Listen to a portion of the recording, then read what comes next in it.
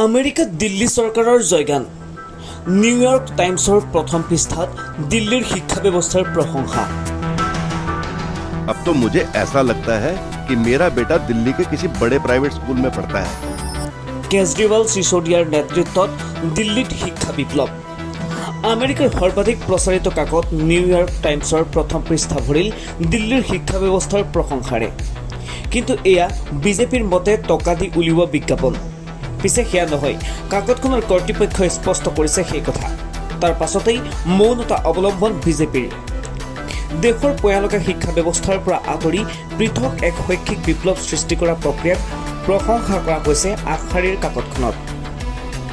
দিল্লীৰ উন্নত চৰকাৰী শিক্ষা ব্যৱস্থাৰ কথা দেশৰ প্ৰায়ভাগ মিডিয়াৰে চকুত নপৰিলেও পিছে আমেৰিকাৰ সৰ্বাধিক প্ৰচাৰিত কাকত নিউয়ৰ্ক টাইমছৰ প্ৰথম পৃষ্ঠাৰ আধাতকৈ বেছি ঠাই দখল কৰিলে দিল্লীৰ চৰকাৰী শিক্ষা ব্যৱস্থাৰ খবৰে।